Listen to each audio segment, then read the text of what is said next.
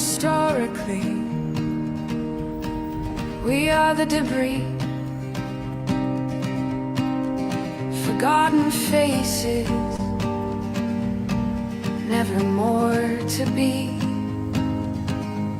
Instead of legends fighting for something that had no guarantees,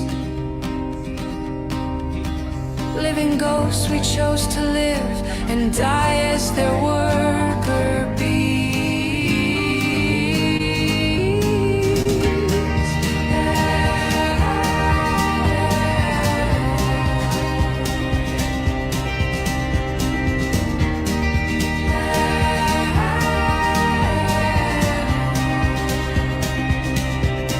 Why didn't we break out from their hide? Why didn't we follow our own sun to another life? Why didn't we scroll over all their flowers? Brothers and sisters, it's okay to be free.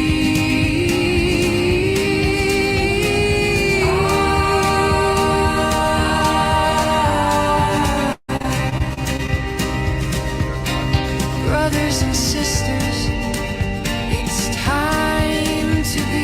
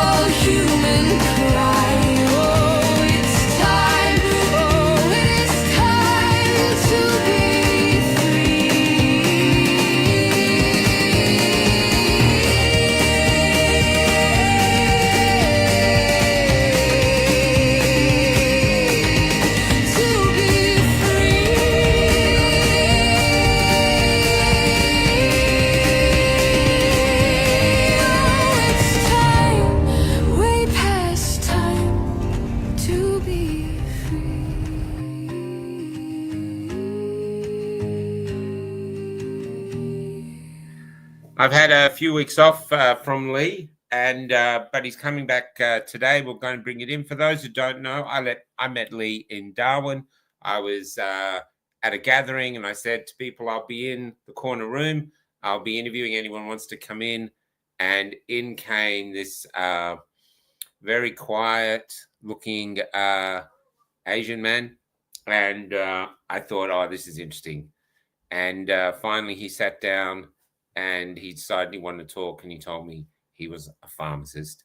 And we've been working sporadically ever since, but now we do a show every 2 weeks.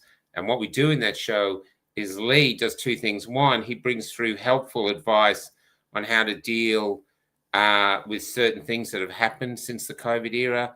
But the other thing he does is he does great study. Oh, where have I gone? What happened? He brings great, he's shown us so many things about the human body. So it's like he's teaching us how miraculous our own body is. Like we heard about the brain washes itself at night. It's got its own drainage system, canals, and it washes itself at night. Never heard of that. Never knew anything about that. This is from Lee. This is why I call him Two Brains. And tonight he's going to come on and he's going to talk about the metabolic reset when it comes to cancer. So let's bring on this incredible gift to us. Here he is. How are you, Lee? Good to see you again. Good to be here again on Thursday. Yeah, thanks for having me.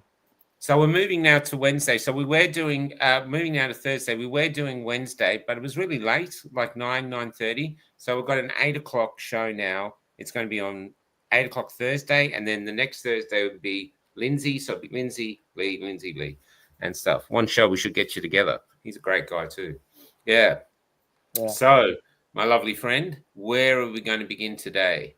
Or did you want to start talking about learned helplessness, that little quote you did? Because you did talk about this before. Yeah. But listen to what Lee says about learned helplessness. It's extraordinary. Yeah. We are approaching to a society, I think just having a conversation with Michael yesterday, that is it people becoming more like emotionless, like emotionlessness, like apathy, and without any caring. And to a certain degree, I can see that people are more accepting of what has happened to them. As you know, that many people's health all has been affected and all this. And I was thinking that, why does people behave this way? And then I remember that my last time I mentioned to Michael about it is learned helplessness. It's not something that, it is possible as well, but more likely based on psychology studies and all this, you look at it, is learned helplessness. It's like they do animal studies that you put a rat's tail or something that you let it electric shock all the time, but you prevent from moving away. Yes. And then later you allow it to move, it will still stays there. I've heard that. Yeah. Until it dies. If you keep shocking, you will die, literally. Yeah. So it is more like it is actually animal studies done on that in psychology. And now we have what we observe most likely, I would say, is more like learned helplessness. That they more likely also, another part I noticed also is does truth even matters now? Or I would say it's not really too matter. It's more like maybe those people are afraid to face the truth because of what they've done to their body. I think everyone knows that. And they tend not to discuss it because some of the truths are quite blatant. It's out there already because people are talking about it more in some other groups of people. And I can see that even health professionals, all this, they are not discussing because of, most likely because they part themselves are the victims as well. So to make it easy, the way is to not to talk about it, to protect your emotions. That's how. That's why they have become more, not so, emotion in terms of caring for others. When you heard of someone pass away and all these just things like, oh, this kid just passed away, something just a normal thing now, which it is normal thing for many people. And I can see that probably is because they don't want to involve the emotions, because when you involve emotions, then you will need to be telling the truth, because your emotions will cause you to become more truthful to yourself. When emotions, your vulnerability is being triggered. That's why building up a wall or just being not concerned about it, it's an easier way. A coping mechanism in the short term. Hopefully it'll go away. And I mean, it affects how people behave and how people respond, though, because their health cannot just automatically improve by itself. That's what my role is, to let people know what has happened in the world and what has happened to people's body and what can you do about it, instead of just not looking at it and then waiting for one day something happen, which is still happen. We know. So interesting conversation I have with Michael. Okay, should we get started on tonight's subject and presentation? Definitely, it's a continuation of previously we talked about the CSK that we talked about, which is Yep. contain the cancer, and then you starve the cancer, and then you kill it. So Yeah. you use multi-pronged approach so that you don't give them opportunity to survive or to thrive or to cause more damage quickly. Mm. So today we want to talk about. Sorry. So sorry to anyone listening. If you have a notepad or pen or some other device to take notes, you might want to take notes. The information from these presentations is gold. Go ahead, Lee. Yeah. So today we want to mention more of the understanding of nature of cancer, because cancer, it seems to many people, including me previously, it's like a death sentence. It's like, Yes. oh, you have it, that's all how much you left, and no, you just, that's in their mindset, in many people's mindset. So if you understand how they behave and what is the root cause of it, I like to call upstream. What is the most upstream? I will prove it to show that what is more important. Is it mutation is the one is important that all the research are looking at, or there's something even more important that you need to deal with? Because if you're looking at mutations, there's unlimited mutation. Every day they discover some kind of mutation. We learn from experience from SARS. How many thousand times they mutated? They only pick up few of the variants to deal with, because there are too many of it. Yes. So Wow. any living being, living cell, every living thing, they can potentially mutate for the purpose of for them to survive. That's a great comment. Yeah. Survive. Yeah, definitely survive is one thing. First thing, if of course you want it to survive, so that you don't let it cut short your life. But the next thing, what I want to show, the principle is to win. To win. Yeah, to win, not just survive. Because from my knowledge, when I learn something, it's never enough to survive, especially in this cruel world now. The conditions have changed, a lot of situation has changed. And you follow my previous videos, I talk about exactly what has changed. One thing, everyone's immune system, including me, their certain level immune system has been pressurized through this pandemic. Yeah. And some of them is worse because of the injections. So this has been shown, by the way. And that is one of the reasons why we see so many cancer as well. I want to go to details about that because it's not a topic today, but you look at my past one, we do mention some of it. Yeah. And we want to show what exactly we need to deal with in terms of cancer that gives you such a confidence and measurable results. Okay, measurable results, so that you can see, oh, this is working. Okay, so that it doesn't just overwhelms you. But it needs to come with an understanding, because that understanding affects even you do chemo, whatever treatment you do. I'm not against any of this. It needs to have a wisdom of how to support your body when you go through this, because it is very what do you call, there's a collateral damage. I mean, like they admit it, there's a collateral damage. That collateral damage can make it worse without the right support. That's all I can say. Yeah. So we are talking about today, we will talk about cancer as metabolic disease. Most people don't hear about that. Metabolic disease means that is their pathway of energy production that is the one that determines whether they become cancerous or not. Okay. Yeah. Interesting one. Yeah. Before I Yeah. understand about this, I also was surprised when I learned about this. So let's get into this one. And so cancer, what I learned is, as a metabolic disease, we are comparing towards what traditional mainstream understand about cancer as genetic mutation disease, right? You mutate, you cannot repair enough, you develop cancer. Yeah. But my thinking is that kind of ways, you have a lot of what they call variables. You also can mutate anything, literally. Yes. And you got to deal with it. So my mindset is, how about you go upstream? So when you go upstream, that's why I discover cancer. The root problem is the metabolic disease. So if you can put the title, I think the title has a picture there. I just give a understanding of it. The title, the root. That No, here. beside that one. Yep. I just removed that. Yes. This. So this is just a simple picture. You see the top there like a tree or like a main branch of the Yes. stream. So if you go upstream, this red stuff surrounding all these are the mitochondria, the powerhouse of a cell. Okay. In their own ecosystem, they produce energy to sustain life.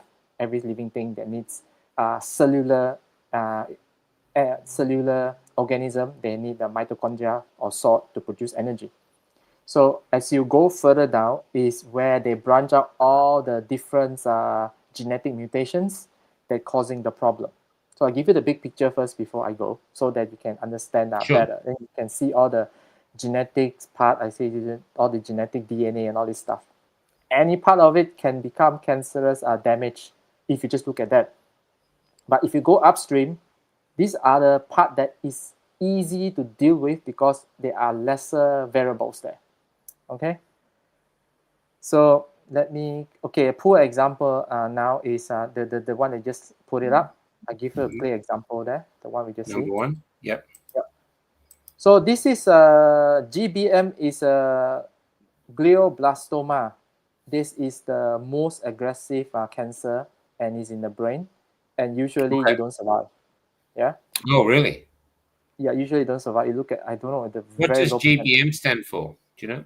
I think glioblastoma, Okay. melanoma or something. Yeah. Yeah. There are a lot of terms, but more important is what is it about. You can see the M there, the arrow there.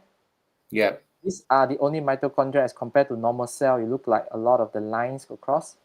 Yeah. They are mitochondria. So when you low in mitochondria means that you need to use other means of produce energy. Yeah. So that's where I'm going to go later. And then I also show you that what happens compared to normal cell. Go to the other slide, S2. No, slide 2. Yep. Slide 2. We have quite a lot of slides today. Hopefully, we can get through. Yeah. Now, this is a clear picture. When I see this, I can understand straight away. So I don't want to go to all the details. But normal cells, when you divide, you get normal cells. Tumor cell, you divide, get tumor cell. That's fine. The third one, the interesting is when you have a proper functioning mitochondria, you can see that one like a quite a small tool. What do you call this? Like a beans shape. Yeah. They are mitochondria. So when you have a cancerous nucleus tumor, when you produce the cell, it comes out as normal cell, although they have cancerous tumor nucleus. Yeah. But they are normal cells. And then when you have a tumor, They're normal cells, but they've got the cancer within them. But it's normal. Wow. It tells you a lot when later how we deal with it. And then Yeah. the tumor of the cytoplasm, the fourth one, the mitochondria that is the one that is being damaged or very not non-functioning or hardly functions. When you have proper normal nuclear cells, you still develop tumor cells. Okay. Or if it cannot be repaired or whatever, sometimes they cause cell death. So it means it aborted. So it's very interesting thing when you see this. Yeah. So you can have normal cells with cancer and everything goes on. And then, wow. So it pinpoints this comparison based on the traditional understanding. Go to S2A. S2A. I think that's the one talk about genetic. There's a table to compare. Let me have a look here because I couldn't get them all up there because it was so many. Just let me apologize check. for it. That's all right. Let me just check Lee. S2, S1. I don't have an S2A. I don't think here. I have a S3.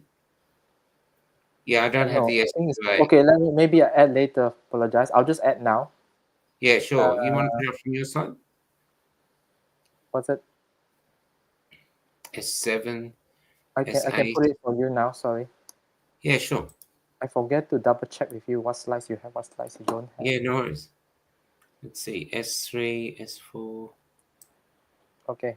This is the one. Can you see it? Yeah, look. S3, S4, S5. Oh, yes. Okay. So this is quite a simple understanding. So we have a genetic mutation theory, which is called somatic mutation theory. That what they understand is if you have mutation enough in your nucleus DNA, Remember the one we just saw the picture?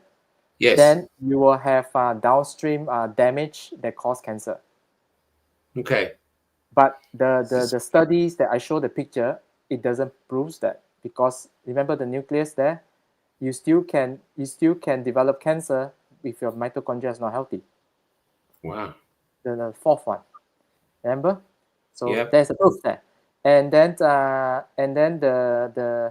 they also mentioned that the mitochondria damage happens after. So it depends on which comes first.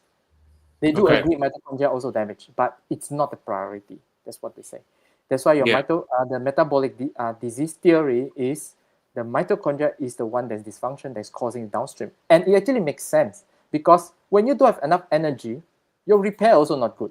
Does that make sense? Yeah. Yeah, that's right. So you have all sorts of mutation because mutation is repair. I think can say that way, kind of. You Okay. repair some part. That's why Yeah. it turns into You something else. do a dodgy repair instead of actually doing it. Yeah. Most people understand that. So Yeah. of course it can be any kind of it, and they can become more resilient also. Sometimes mutated is more resilient to chemotherapy and all this, or to any other therapies. So it is still able to do it when a mutation. But if you find out that it's the energy source that you want to deal with them, then you can do something about it.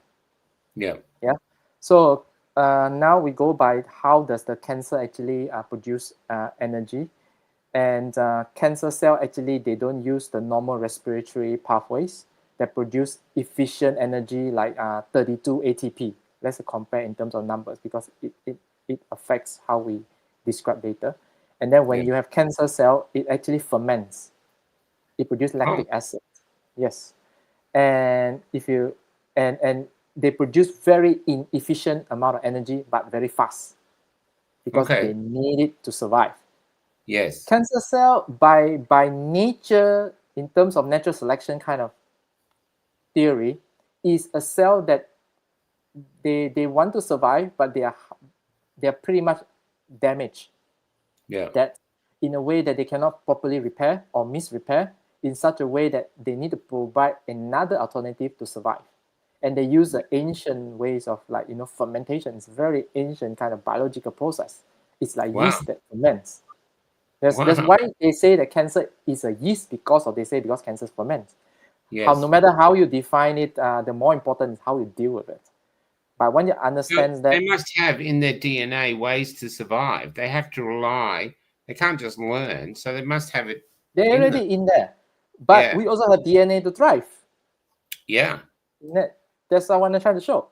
So if you look at Yeah. the S3 now, can you bring up the S3. S3? Yep. Yeah. Yep. Is that it? So yes, so you can see that example is this is when you have ketones. We just go straight because I show the point. Is the in cancer cell, when you have keto diet intake, let's say, and then you don't have glucose because there's no glucose there. Basically, if you starve your body of glucose, you think that way. So the cancer cell cannot use it as energy, because they only use that for they don't have other fuel source. But Yes. if you don't, normal healthy cells, without the glucose, they will go other pathway to use fatty acids, become ketones, to make energy, Yes. fat as energy. Yeah, I get it. It's a Yeah. very smart way to override, like what you call, used to uh, give advantage, because Hmm. you literally halt the growth to a certain degree. Yeah. Yeah. And even works on animals. Oh, really? Yeah. That's good. Yeah. Okay. So That's we'll good. show the picture later, but you get Yeah. an understanding of the cancer cell needs glucose. I think most people know that glucose Yeah. to thrive, and they use every mutations to drive the glucose into the cell preferentially. Wow. And there is a reading just come to my mind. I think the study shows that if you use the GLP injections, the Ozempic and all this, Yeah. it can skew the way that they detect cancer because it affects how the glucose movement. So this is just something my thought. But the fact that the cancer is the one that always pulls a lot of glucose very fast, preferentially, you will Yeah. not able to fight with that because of they have more mechanism to do it, because they Yeah. really need it, and they very inefficient. They have 2 ATP instead of 32. So it's like 15 times less efficient. Okay. That's why Yep. they are very hunger of energy, but it's not efficient at all. Yeah. This is actually for them to able to grow fast because they are very efficient. They grow fast, but they produce all the lactic acid. The environment of cancer generally are more acidic, especially the aggressive one, because Yeah. of their microenvironment produce a lot of lactic acid as a byproduct when they ferment. You don't have to know the pathway all this, but you just need to know that they ferment and they produce this lactic acid. And if you want to learn more about this from microbiologists that I first learned from is Thomas Seyfried. I think was in there before, did I? Or can put it up there. So he talks about this YouTube about proving all cancers are metabolic disease and how to deal with it as well. Yeah. That his approach will be different as well. But now we want to talk about how to starve the cancer cell. That's what everyone wants to know about it. Simplest way is the principle is to cut the fuel supply. Yeah. So cut the So you. glucose, cut the sugar. That's why they all Mm, say, don't they? mm, Stop sugar. mm. Yeah. I mean, And most people generally in their mind they know. Sorry, does that mean fruit sugar as well, like all sorts of sugar? anything that has glucose, fruit Anything that has sugar, glucose. fructose. Fructose it doesn't directly, but it affects your craving or all this as well. Okay. Yep. Yeah, Yep. so you will eat more because of something sweet you take. Yep. It is indirectly, but in general, but they are mixture though. They have fructose and sometimes they have sucrose. Sucrose, which is glucose plus uh, sucrose, which is sugar. Yeah. Yeah, am I correct? think of it. Yeah, and what you want is to very simple is to start. But the thing is, if you do it in a certain way, it becomes more effective. Okay. That's what I want to talk about. So simple thing people know is about fasting, and I suggest most even with the COVID injuries and all this, intermittent fasting works the best because it helps to create a nutrient deprivation for the cancer cell. At the same time, Mm-hmm. also helps it to repairs. It's called autophagy. Autophagy What if they do? is how they consume recycle the cell has been damaged, including those cancer cells, so that they can perform better. They can produce more mitochondria. That is mitophagy. So they also can recycle mitochondria so that you They can don't recycle it. easily, and then make it better one. So when you have better mitochondria, you don't have the risk of developing into cancer compared to the one doesn't have. So Yeah. it does repairs a mitochondria and also cause autophagy, which is recycling of any other cells to make it better, to produce the new one. Wow. Yeah. It's So amazing. this is the simplest one, and most people know how to do it. And I would suggest not to do a long period of fasting and all this unless you know what you're doing, because of Yeah. there are quite a lot of other concerns, especially cancer patient, is they have cachexia. They do the such stage that deprive that cause you to protein to break down and put Mm-hmm. stress on the kidney, can cause kidney failure and all this. So that's why I say that even you do fasting, depends when you have cancer, the stages and all this, you got to be careful with your nutritional levels. Yeah. Yeah. So it's a principle I'm saying is not the use of treatment or protocol, whatever, but the principle you need to understand. Yeah. Yeah. And Yeah.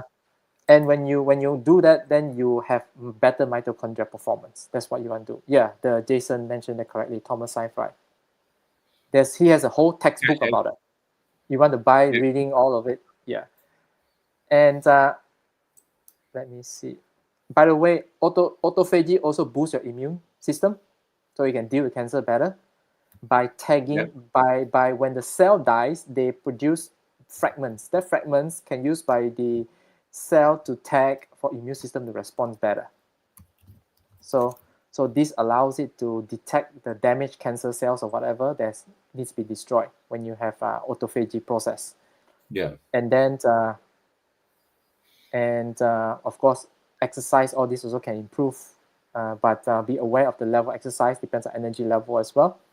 Yeah. Yeah.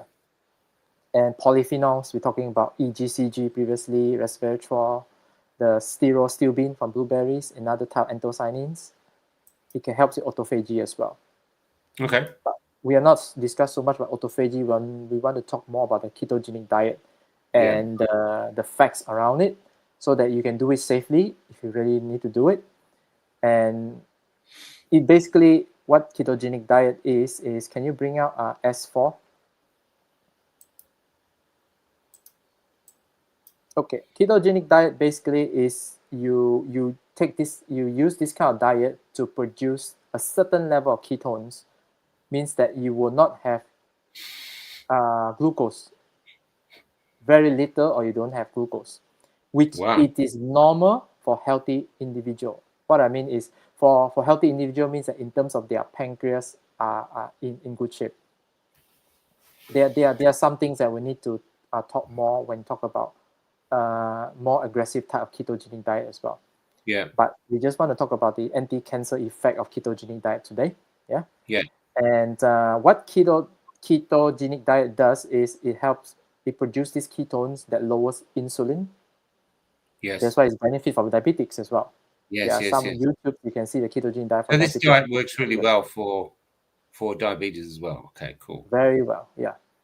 And Verta Clinic is the one in America that they literally reverse diabetes with clinical evidence.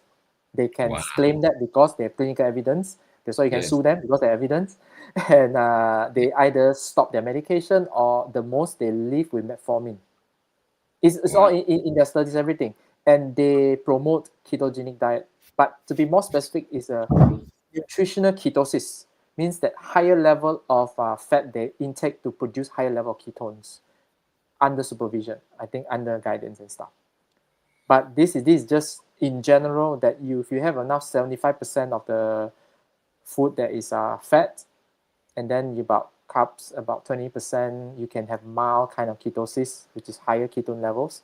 And then the carbohydrates 5%, and then 20%. So the carbohydrates 5%. That's what sort of carbohydrates do they recommend on this diet? Anything that can release into produce glucose. Okay. So they still need to literally have a any kind of carbohydrate, even the slow release one, you want to look up. But yeah, we will go more detail about that. And we just want to know about the ketogenic diet at the moment. And ketones also lowers glucose, of course. Yeah. The purpose is, and to lower their insulin growth factor. These are growth factor that cause a tumor to grow. Proteins also can trigger insulin growth factor as well. So as you know that, so in regards to ketogenic diet, you also need to watch out for your protein levels as well. Hence, it is quite low. It's not that high, like what you call this Atkins diet. Atkins diet quite high in proteins, which proteins can be broken down. What you call the proteins to make glucose as well. Yeah. To when it's not sufficient enough from natural source of carbs, so it can slow the effect of it. So one thing good is the ketones cannot be used by most cancer cells. They say that there are few rare mutation can, but it's very rare in between. So it's not something that usually you see that. But in general, even the ketone diet works even with therapies. Okay. Yeah. So let's see the example with keto diet S4A. I think it's a keto anti-cancer. I think that one. These is studies. You can look at the studies, and I'll put it later. So they put ketogenic diet in melanoma or renal cell tumor growth to compare mouse studies. So ND is a normal diet, which mouse kind of diet.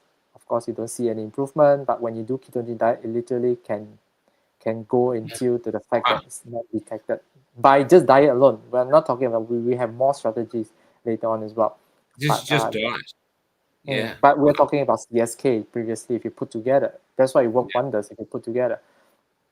And we need to understand that ketone, it doesn't cure cancer. People need to understand that, because it does strangle in a way that I can foresee. Like if cancer is a person, like you're strangling the person, slowly starve them.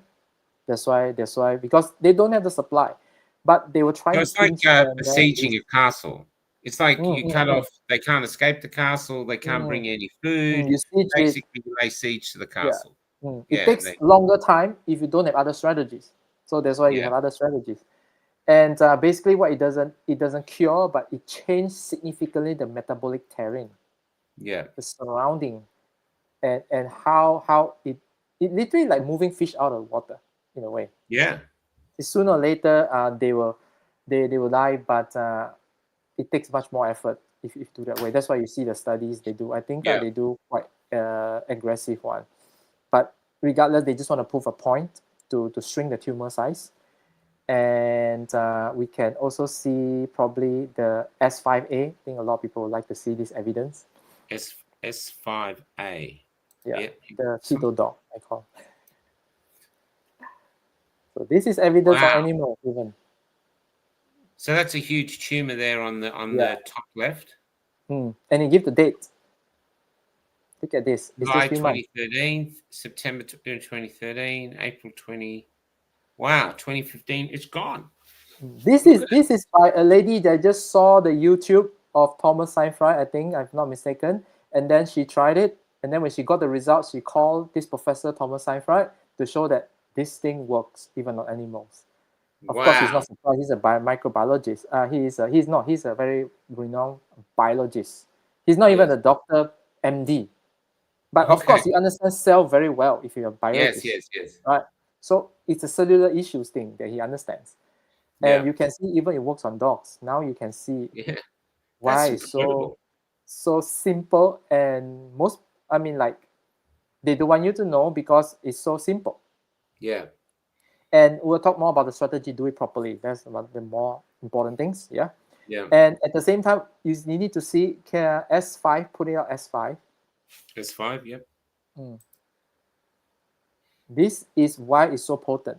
This diet, the ketones itself, first, it blocks the pathway of glucose to be received, and you use Yes. ketone. So your body doesn't starve. Your body, Yeah. your brain even, your brain is the one use the most, one of the most, if not the most glucose. That's why Okay. brain cancer, it develops very fast, the tumor growth. Yeah. Because of So the, much by glucose there. nature, your brain consume a lot of glucose.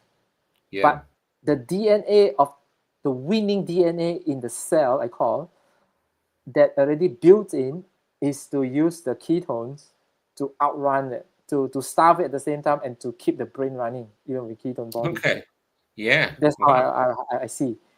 Yeah. And this part alone will significantly increase the advantage of, especially if you have aggressive type of cancer and all this. And it does have anti-inflammatories, by the way. So Okay. Wow. and it does have MMP9, the enzyme that blocks this MMP9. It's the one of the main contributor of aggressiveness of metastasis. If you Google this one, you type metastasis, MMP9. It's the main enzyme. Even drugs, if I'm not mistaken, chemo, they target this because they need to make sure that it doesn't metastasize as well. Because metastasize is the one that makes deadly in most cases. People know that. So it deals with that as well. So it blocks this enzyme, so that it doesn't break down the shell. Remember to talk about the vitamin C, enough dose of it and micronutrients, it builds a shell properly around the tumor. So your body can deal with it while it stays in dormant for a period of time. But if you don't deal with it, the fact is they can still keep growing. So it needs to have an understanding that, because when you look at the research, is they concern that when you shield it, by building all these collagenous, previously I mentioned, they will also be not able to surveil easily by immune system. Okay. So means that you still have to do something about it. You need to starve it, let it shrink further, let the immune system maybe get better at doing that. So this part of ability to contain it, which is important because it also blocks the enzyme that breaks down the barriers of it before they metastasize, become aggressive. Aggressiveness depends on whether they release this enzyme or not. So if the microenvironment of the tumor produce a lot of this MMP9 enzyme, which can be detected, then they can predict that this is going to be aggressive one. Okay, that's how they predict it. Yeah. So these are important markers. That's why they put it here. And then you have the HDAC. All these are more like methylation, which not important for today's discussion. And it also blocks the lactate. Remember, the lactate is a Yep. microenvironment, a being acidic environment for it to produce more aggressive forms of cancer. The Yep. acidic environment, it actually correlates to aggressive nerve metastasis as well. The lactic acid buildup means that how active this tumor is. This is how they measure also. And also it talks about the mutant P53. I like to talk about this all the time, especially black cumin seed. I talk about oil previously, thymoquinone. They are very potent against P53. But what if they mutate it? They can run through this suppression. So that's why you need to have multi-prongs because of these issues. I'm aware of it as well. The mutation of P53 oncogenes can be mutated, so they can bypass the what they call the suppression of it. Okay. So this ketogenic diet deals with that also, the ketones. Oh, wow. You see the multi-prong coming in, the concept of Yeah. it. Yeah. And then the AMPK is the one that trigger apoptosis in cells. So Yeah. look at how many pathways by just diet itself. Yeah. The main key is you need to understand, you need to have certain level of ketones in your blood to do this job. Yes. And every time if you take any glucose or carbs, it can switch the metabolic into not producing ketones, because our body is very efficient. If you have sugar, they will use it straight away. Yeah. And that is the challenge in most people that want to do it properly and in sustainable manner. Let's bring out the S6.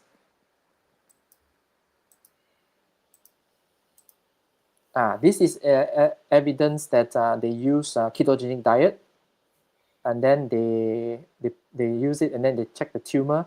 It actually helps the immune cells to work better by Absolutely. reducing. Yep. Sorry, I'm just saying, by so it gets the increasing immune systems to fight the cancer as well. better even. So they Yeah. improve the CD8 T cells. If you look at us, CD8 T cells are very important T cells that fight cancer. And then you see, once they use this method, they inject what do you call this? What do you call checkpoint inhibitor? The immune checkpoint blocker is one of the immune type of treatment, immunotherapy that is less collateral damage. Okay. So I like this type of more modern treatment that doesn't use traditional radiation and all this. They Yes. have improvement of cancer treatment since then. I really Yeah. applaud these scientists also. They are doing some jobs. Yes. Definitely. They are doing some great jobs, some of Yeah. them. And with this one, they help the immune to become more sensitive, to be more active towards the tumor. Yeah. And then it actually improve overall survival.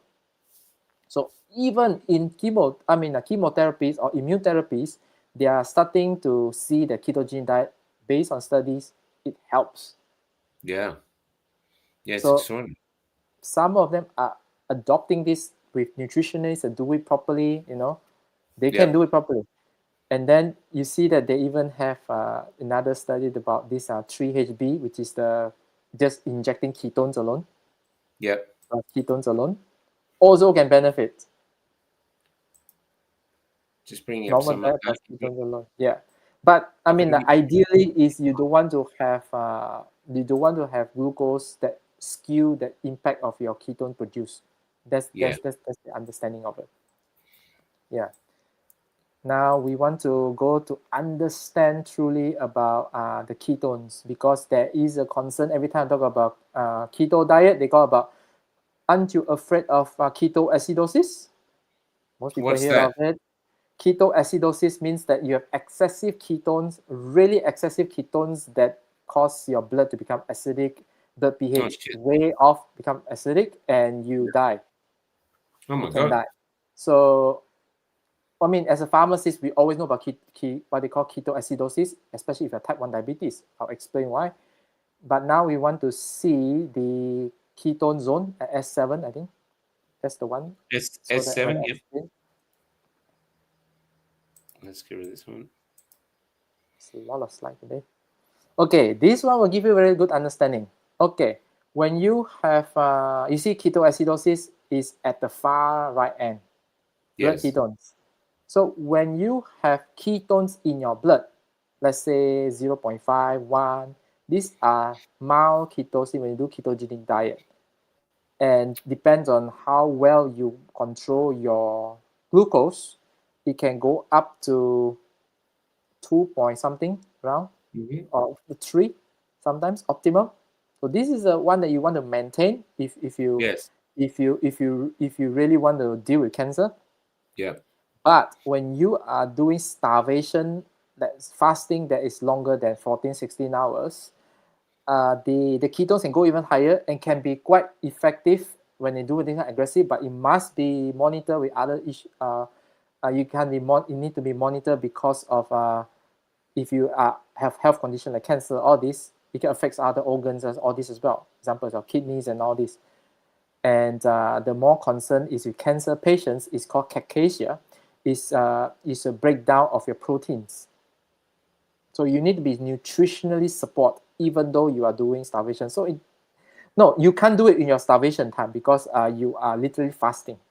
Yes. So that's why I don't advise using fasting mode unless intermittent fasting. I think it's good enough.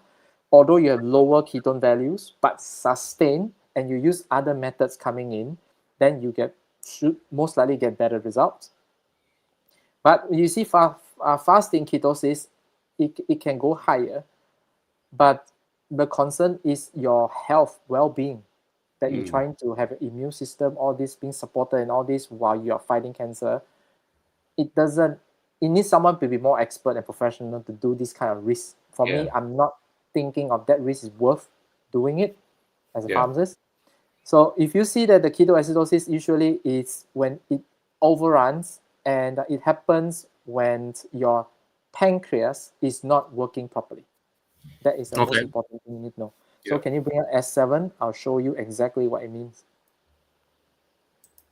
That one? Yeah, so okay. Normal ketosis, I think we talked about it. It produces ketones, and in moderate level, 0.5 to 3. I mentioned about 3 just now. It's pretty good. If you can 3, is optimum that usually you do, safe and all this. And you have normal, stable glucose within normal range. You don't have like, you have within a normal range, healthy range. It's a fasting kind of glucose, but slightly lower kind of thing. But you have ketones enough to sustain it. You don't feel dizzy and all this because the ketone does the energy job. But if you have, let's say, ketoacidosis, example is diabetic ketoacidosis, people with type 1 diabetes, they don't have a proper functioning pancreas. They need insulin injections because of that reason.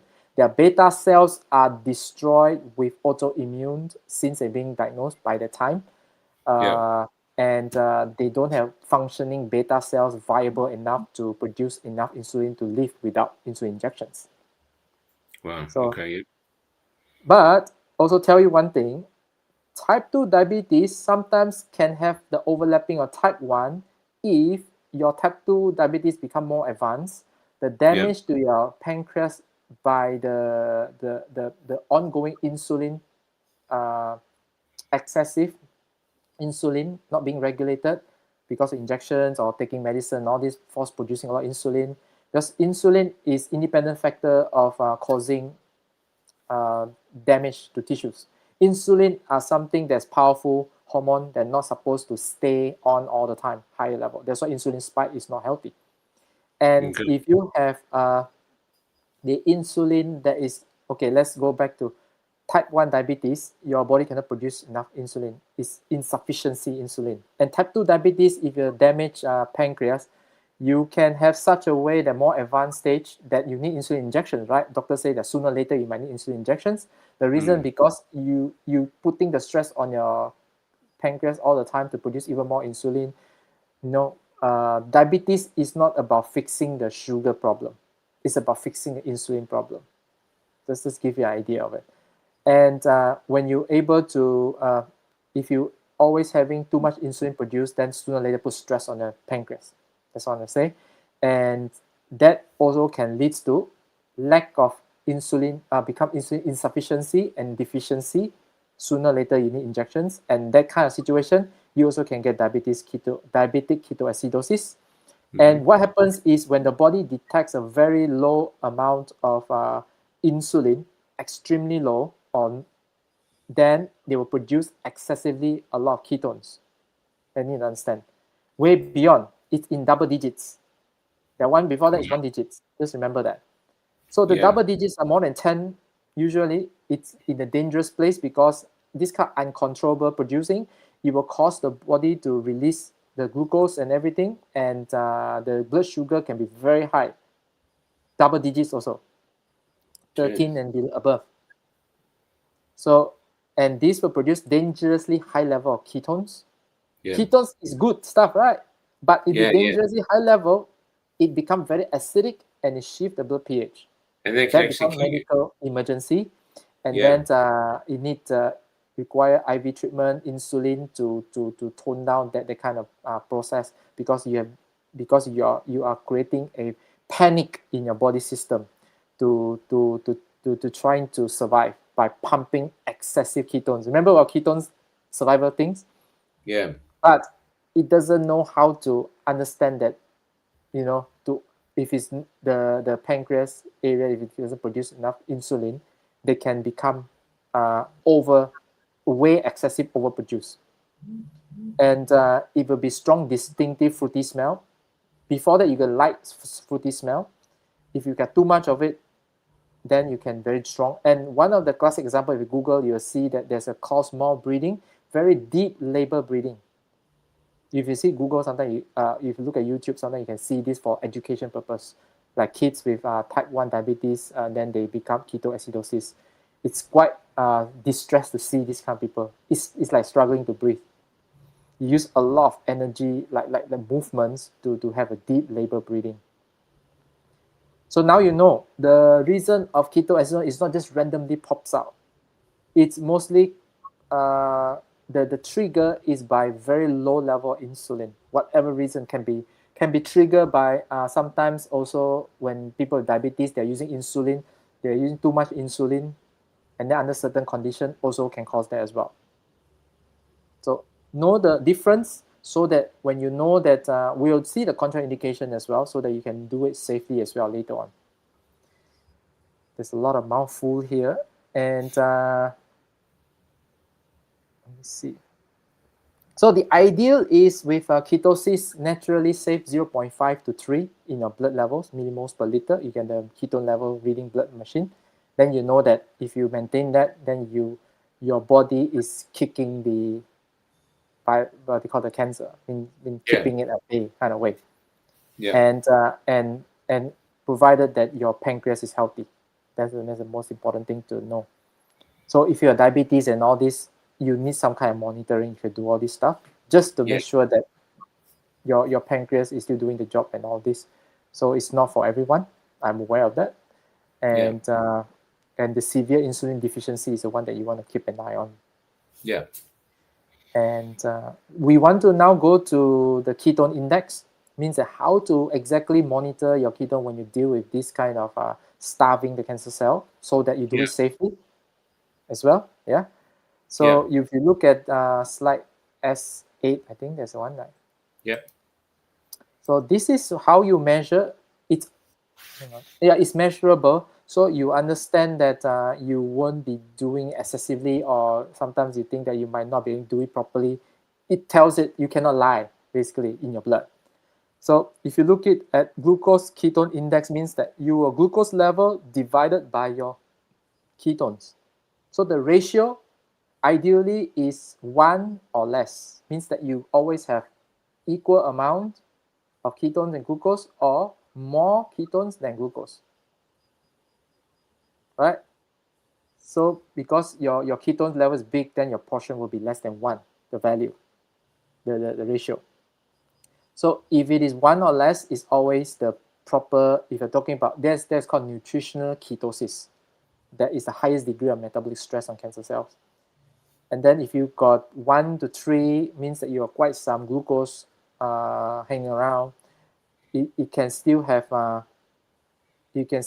robust fat metabolism. It's good for general health even. And then moderate ketosis and all this. Usually is nutritional ketosis also can reach there as well. And it is generally beneficial for health. So you are like 3 times already. So let's say your glucose level is 3 times the amount of your ketones. So it's 3. You can see that. This is how you get the ratio. So standard when you is reach 6. 6 and above roughly is not. So you can measure actually this kind of thing. So I like it. So if you've got So you 6, can your measure. body's primarily relying on glucose for. So all these people. Yeah, you're drinking- running on glucose basically. Yeah, yeah. So this is how you know whether it is working or not. So not by Yeah. guessing, it by measuring. So this is the simplest way to know that whether you got keep on having the glucose, what you call the ketones levels in your blood as well. So now we want to talk about these contraindications, a very important part as well. Yeah. Okay, so it's 9. I mean, like if we don't have enough time, we can extend next time as well. It doesn't really. Sure. So these very important things that is not for everyone because of there are certain risks involved when you have, in general, is your certain part of your digestive system also can amplifies the problem as well when you are having ketone diet because of high fat content, right? So you Yeah. need to know anything that affecting a high fat content in your body, then you got to watch out for too much of fat that can cause blockage and all these problems. Oh wow. So Okay. yeah, unless you know how to deal with like taking enzymes and all these, those the other factors I'm trying to say. But I need to just to make sure that you pay attention when you have this contraindication roughly, then you're pretty much able to do it safely. So first thing is history of pancreatitis, inflammation of pancreatitis. By the way, your weight loss injections, it can lead to pancreatitis as well. They are quite Okay. known one of side effects. That's Yeah. Ozemic, whatever that thing's called. And yeah, so inflammation of pancreas because you keep pushing it to produce.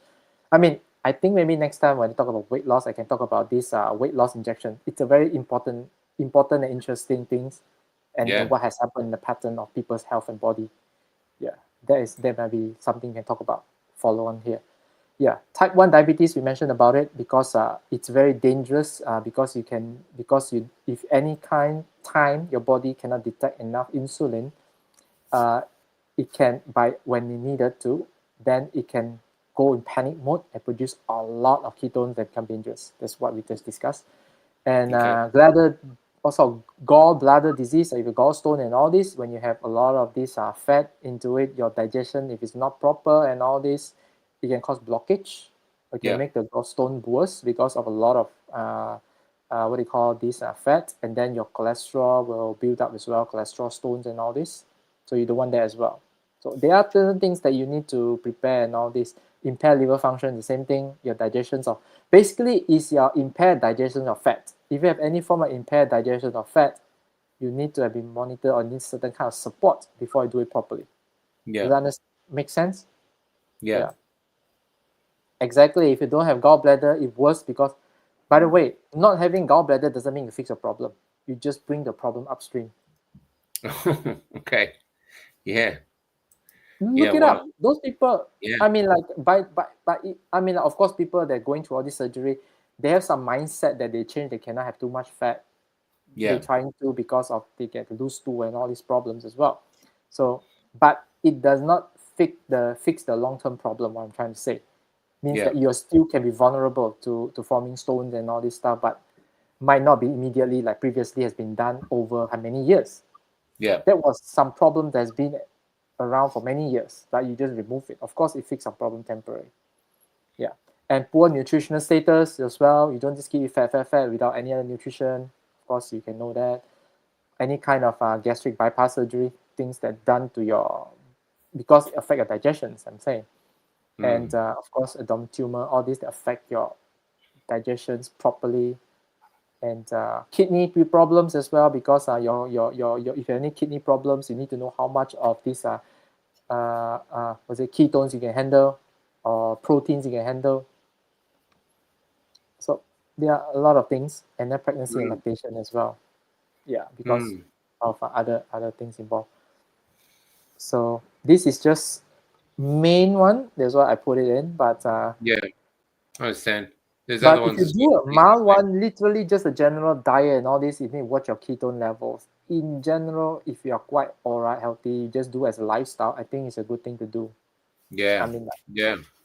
yeah. I've heard about it for ages, this diet. You know what I mean? I just never really knew what it was about. I'm going to ask more about it at the end of the presentation. And we've got about we've got a few questions here too that we'll bring up. Yeah. And then probably Pregnancy. on medications also, I think you need to tell because medication affects your body. Do you want to bring up the S10? I think the app give it to you. Yep, sure. This is the last one. Okay, so medication, of course, you got things that for diabetes, high risk of very low blood sugar, they can trigger DKA, diabetic ketoacidosis, is the one that.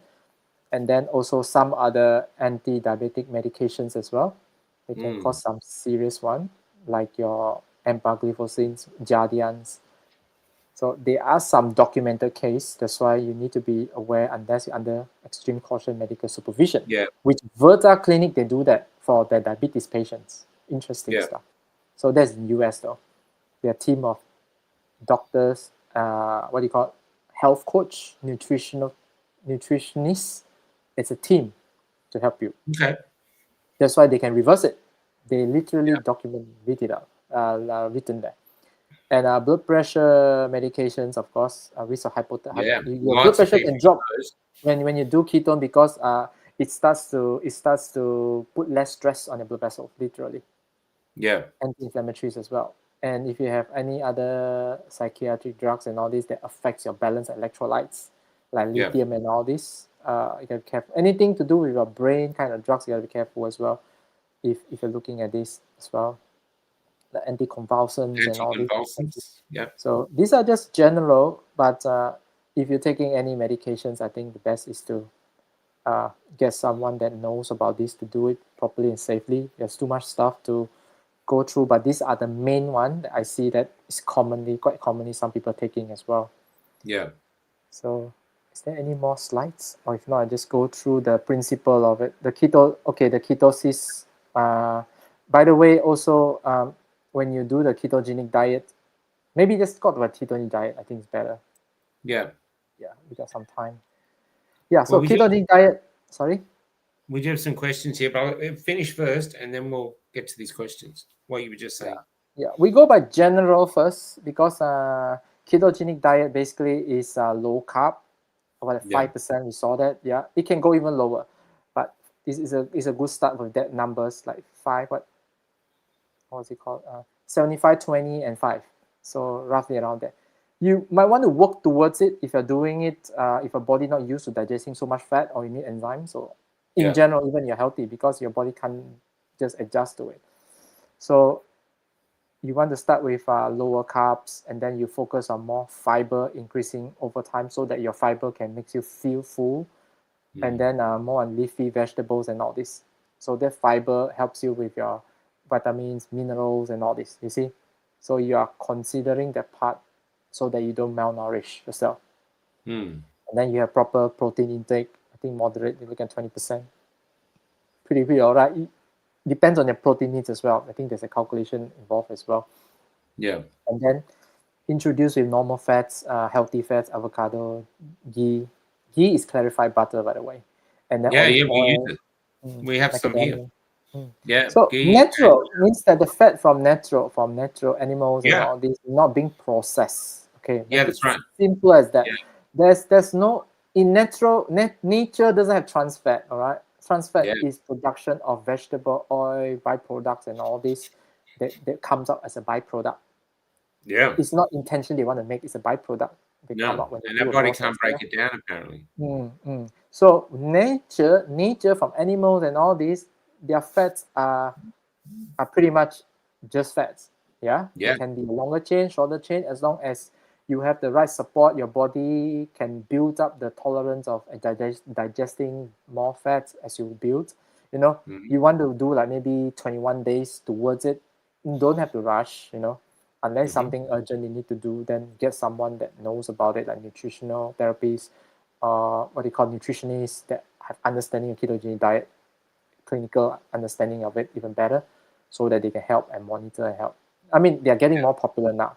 And then if you suggest that when you seek help, even probably doctors might be able to point something to you as well. Especially if you understand about the what they call this ketoacidosis, you know your risk involved, and then you are aware, you're educated. Probably they might want, because sometimes it's too much things they need to explain to you, They'll just say don't bother Yeah. to do it. Yeah, I think Yeah. that's the most thing as well. So if you have this fundamental understanding, it makes it easier. And then imagine if you do this later, you add intermittent fasting into it.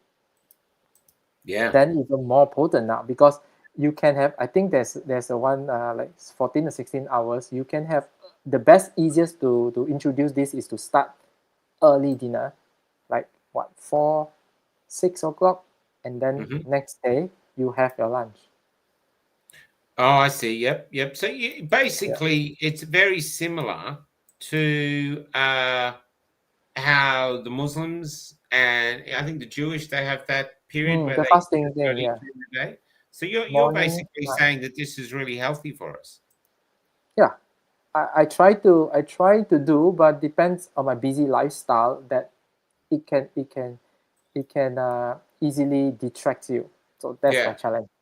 Yeah. But if you really need to do to improve your health, yeah, that one will significantly improve your health. But just don't overdo your fat too fast, because your body most likely need adjustment, and also your fiber also. Make Yeah. sure that you have enough hydration and movement, so that not too much fiber that cause constipation and blockage as well. So that's this general understanding of your gut health part here. I've just got some And questions here. What is your opinion of the 12-week liver cleansing diet? How does it compare with keto? That's from Sandy Turner. G'day, Sandy. it cannot compare at all. I don't think it's the cleansing diet depends. You got to be careful. I think years ago, 60 Minutes did just a random studies on active participants just buying some random products like 14 days, the shorter one, like 14 days, I think UK or Australia, I can't remember. And they did just to see how well they do the job. So they let them have the cleansing diet, and then the normal people, they just have their normal healthy diet, whatever they think it is. In fact, the one that has the cleansing diet one has liver damage. They have liver enzyme elevation. Oh, shit. You need Yeah. to understand what exactly is in there, because things that triggers your liver tonic, if it push too much of it, like I always say, herbal stuff are potent as medicine. I always treat it that way. Yeah. Means higher dose, higher risk of increased liver enzyme, mean damage to liver. And in that random study of 14 days kind of things, because this thing actually works and makes you feel good as well Yeah. sometimes, but at what cost? So what they found out is it feels better. They didn't say very significant better, but these young people, by the way, they're not old or anything. They're just normal, healthy, young, I think Yeah. about young adults, something like this.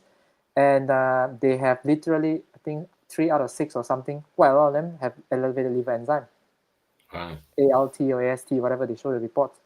So it's individual. Some people can handle more of the herbs. So you need to know the ingredients, in fact. Yeah. And I will be more careful if you put too much herbal stuff in there, that is, if you know that can put stress on your liver. Example is EGCG. The green tea, if you look it up, toxicology studies, they have shown to have it's quite common documented complementary herbal poisoning. Wow. Yeah. I Common, just in started fact. drinking green tea, actually. But I've been I'm having talking it. about EGCG, the Yeah. Yeah. concentrated But I'm saying active because of you, ingredients. I go to cafes now and I drink green tea instead of latte. Yeah, I never green thought I'd tea. do that. But yeah. Green tea good for the EGCG, but the ECGs, if you are under your liver there's an inflammation state, let's say, or your chronic disease, your liver is not as good as general, what you call the healthier people, Yeah. then you might not even handle so much EGCG also. And it's shown to damage your liver in Okay. such a way that it frightens me. The first time when I heard of it years ago is one of the slimming pill that caused a Singapore actor to cause his liver to fail because of slimming pills. That was Oh my God. really stuck in me. And they literally need liver transplant in how many few days or weeks. But he's a celebrity, so he get it very fast somehow. Yeah. Yeah. Yeah. So be very aware of it, because with herbal stuff, you really need to know how it affects your body and how well your liver handles it. Most of the herbal stuff are dealt by the liver, and they Okay. do produce metabolites and all this. And the EGCG metabolites actually are the one that's toxic. They're intermediate metabolites, not the full metabolites. So means that your liver needs to do the job from phase 1, phase 2, whatever, there's a detox pathway to complete the pathway to reduce the metabolites gathering that can cause toxicity, including a paracetamol, the Panadol, that's causing toxicity as well. Because if you cannot have enough glutathione, that's where toxicity comes in. Okay, So, I've got some other questions here. Sorry, if you're still going. There's Trish wants to know about honey. When are you talking about glucose? Honey, glucose, honey, sucrose, which is sugar, sucrose and glucose. Yes, now I remember. Honey does contains that. Yeah. So of course it will raise your blood sugar. Yeah. Even it's natural. Take away the mindset of natural. You can have artificial glucose. Yeah. Means that you can synthesize it in a lab, glucose. It still raise your blood sugar. Yeah. Because it's glucose. So, Anna Costa. So are fermented products good or bad for you? Sorry, I missed what Lee said about fermentation. Oh, the fermentation I mentioned is the cancer that ferments. The process they do, literally, they ferment. But in terms of fermented products, as long as it's a fermented product, there's food in general is always good for you. Yeah. And I mean, like, it does even have anti-cancer property in some of the studies, like fermented soy. Some products in Singapore, they are doing studies now. Yeah. So fermented stuff, they do a lot of good things as well.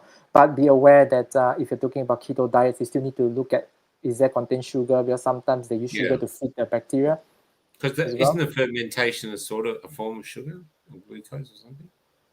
Fermentation use sugar, or alcohol. Yeah. Alcohol also can use for fermentation. Some yeast used in that. Yeah. So this is Crystal Irene. Hi, Crystal. I hope you're still watching. I'd love to hear Lee's thoughts on the carnivore diet. It appears to have cured or sent my rheumatoid arthritis into remission. Fantastic, Crystal. Not sure how much rheumatoid damaged my organs or if it was the meds they put me on, but off all medication now have zero issues so far. Crystal Irene, you rock.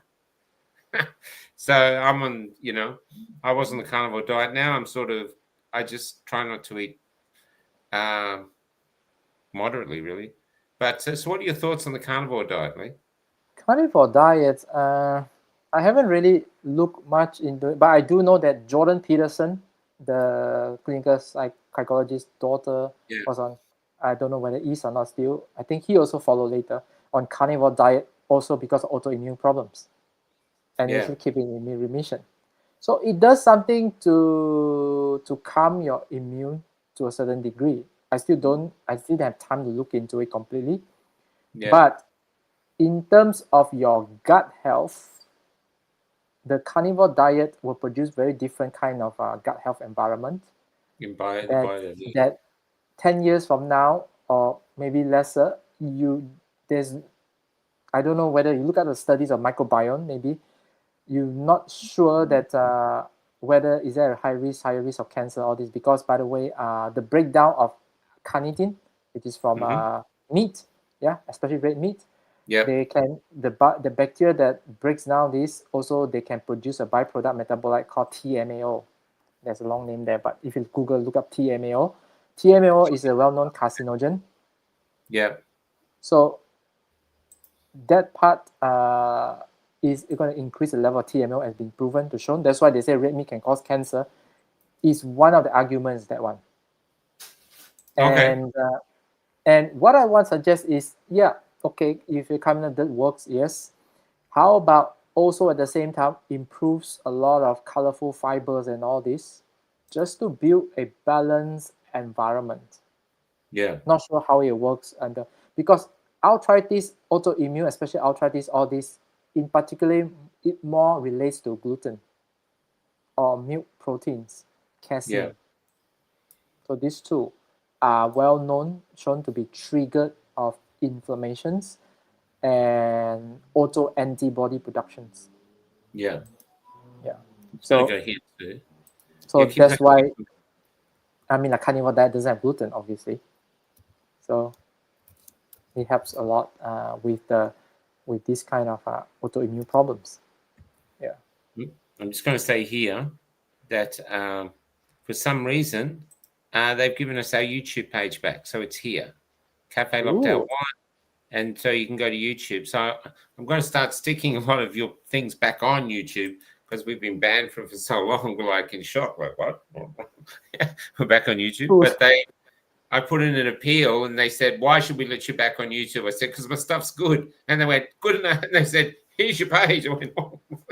Oh, well. That's all I said. So, I thought that was quite funny. Yeah, that's amazing. Lee, I'm seeing there's any other things coming in.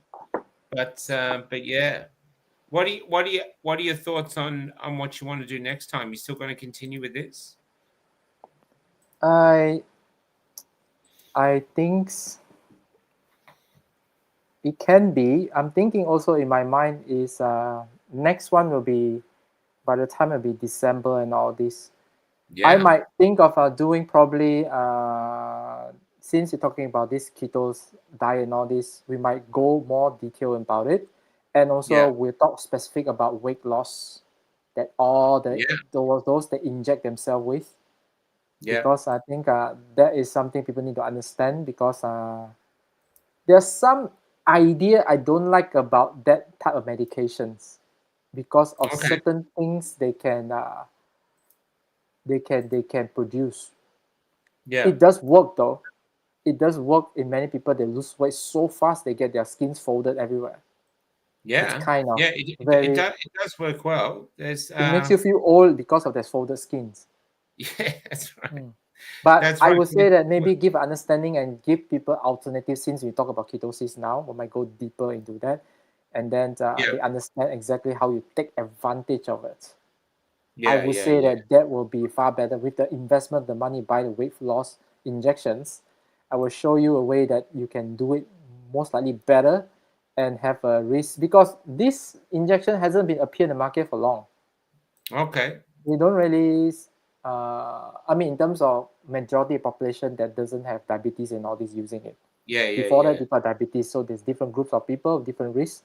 But how about people that just naturally, they are saying that now they want to inject for people even without weight issues, because it does improve cardiovascular outcome, which is true, because you can be fat inside doesn't mean you need to fat outside.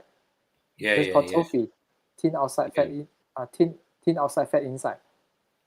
There's a real term for Asian people, especially. There are a lot of them are thin. They can be tall, and then they're thin outside, but they're fat inside. They have diabetes, by the way.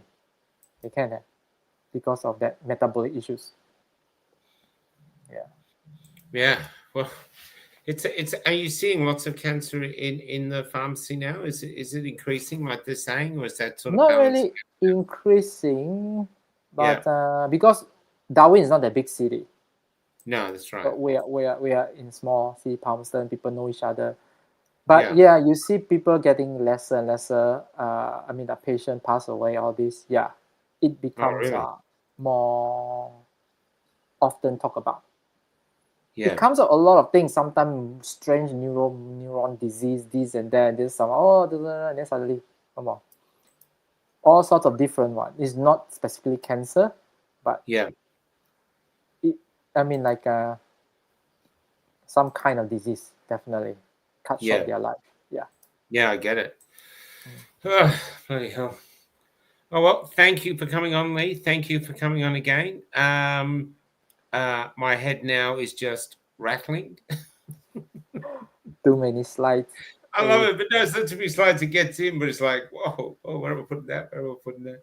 It's, I think it's really important. I think this is like, we're going live, but this is out there for study. Be shorts of it, but take it out there. If you know someone with cancer, send them this. You should have a right to try to do it any way you want.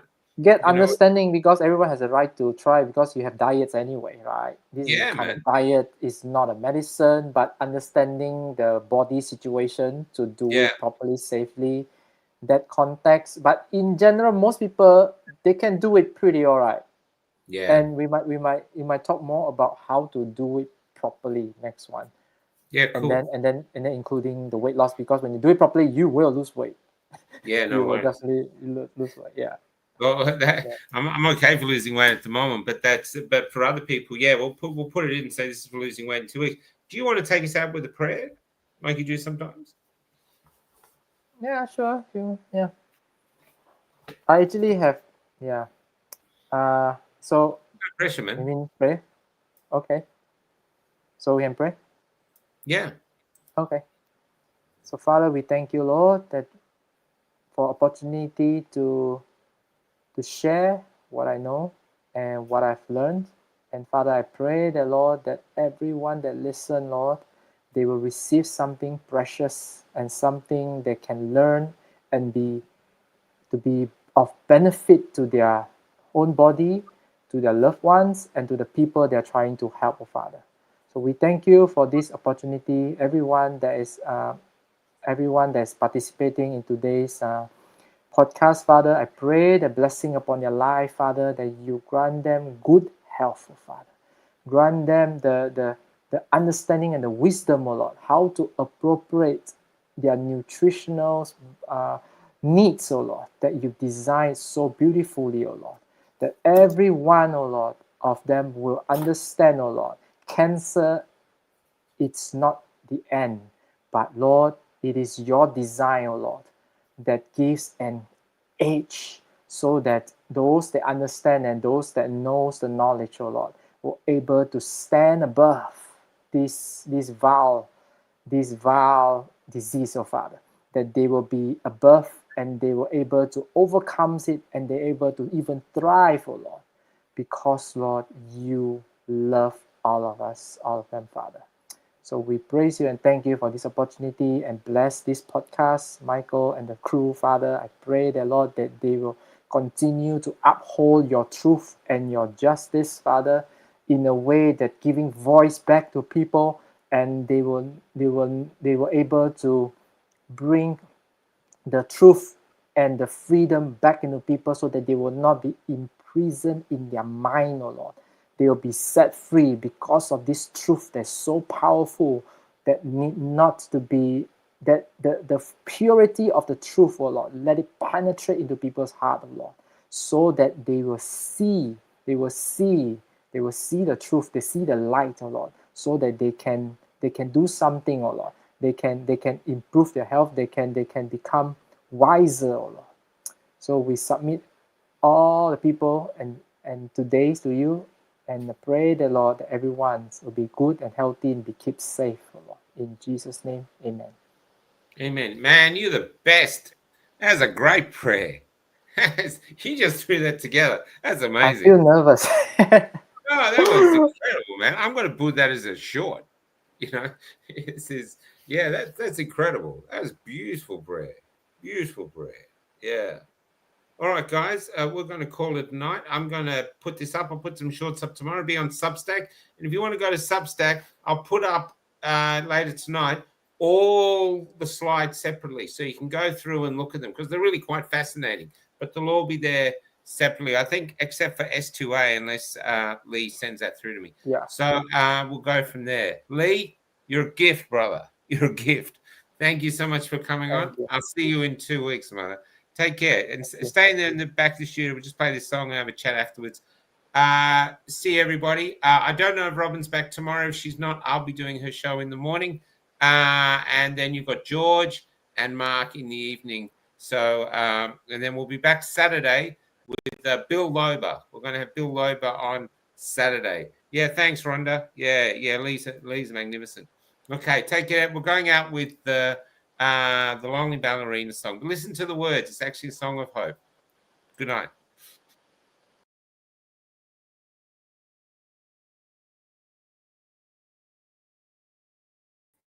No, maybe we're not. Maybe it doesn't want to work. So we'll come up and we'll see if we can get it to work another way. Here it comes. This is, let's see. Will she work? There it goes. Good night, guys.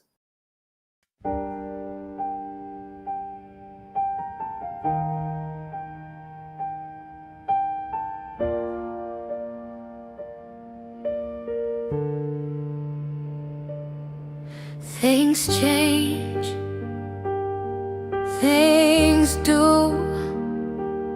Up ahead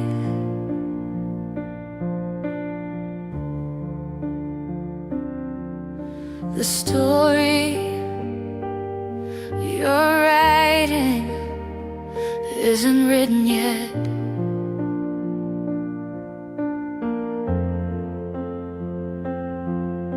This evening is only a paint. In the morning, your writer will begin again. The ink you breathe is never dry, and you won't predict your course.